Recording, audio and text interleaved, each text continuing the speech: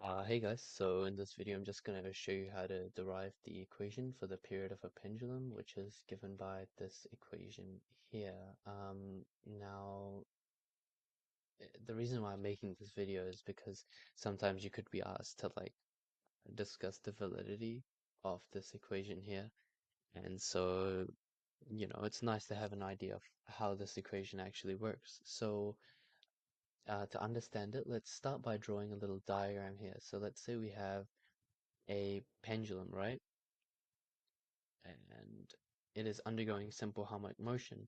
Therefore, we know that its acceleration is proportional to the displacement and that the restoring force acts to equilibrium, right? And so now let's take a look at the forces acting. So, well, first of all, it would also be, there would be an angle theta and also its displacement, let's call it y, right?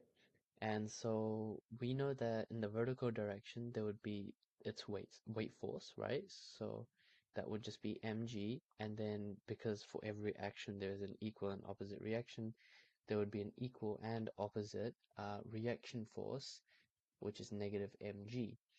And because restoring force is acting to equilibrium, and equilibrium is in this direction here, so let's just call that force F, and it's at the same angle theta because it's similar triangles.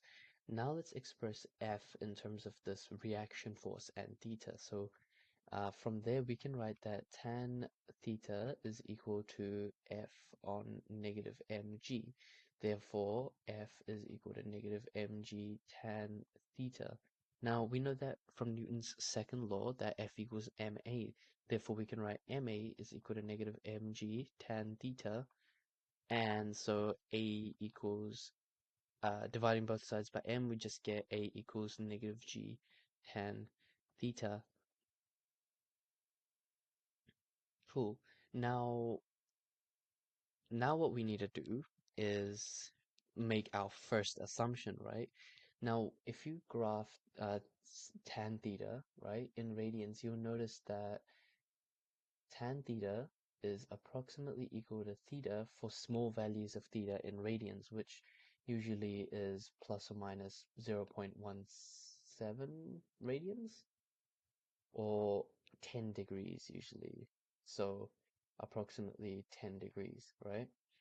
And so after that, then it'll get accurate. So if we assume that this pendulum is released at 10 degrees away from its equilibrium position, then then tan theta would equal theta. Therefore, now we need to express theta in some other way, right? So what you'll notice is that this pendulum obviously has some length L, right? And it's displaced by some distance y. And so using this theta here, using the sine relationship, we can write that sine theta equals y on L, right? And then you'll also notice that, sine theta is also approximately equal to theta in radians for the same value, right? So this is just basically a whole bunch of assumptions for small values of theta. So in the same range, plus or minus 0.17 radians or 10 degrees, sine theta equals theta. Therefore, we can just write theta is equal to y on L. Now, if we sub this in, right, because now this expression will become a equals negative g times theta, right? Then, let me just move this down a little bit. Then we can just write that a is equal to negative g times theta, which is y on L, or writing that a bit nicely, a is equal to negative g y on L. Now, the next thing we know for simple harmonic motion is that acceleration is equal to negative omega square times the displacement. This is where the acceleration is proportional to displacement equation comes in, and also that the restoring, force would be acting towards the equilibrium position.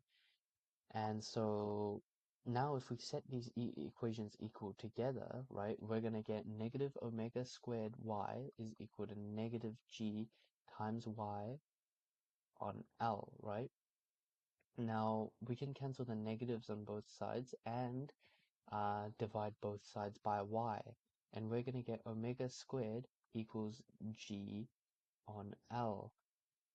Cool. Now we know that omega is equal to 2 pi in periods, so we can just write 2 pi on t squared is equal to g on L. Therefore, flipping both sides, right, because we're trying to solve for t here, right? So then we're going to get t on 2 pi is, and then we'll just square root both sides. They cancel these. And so we'll just get that 2 pi on period is equal to root g on L.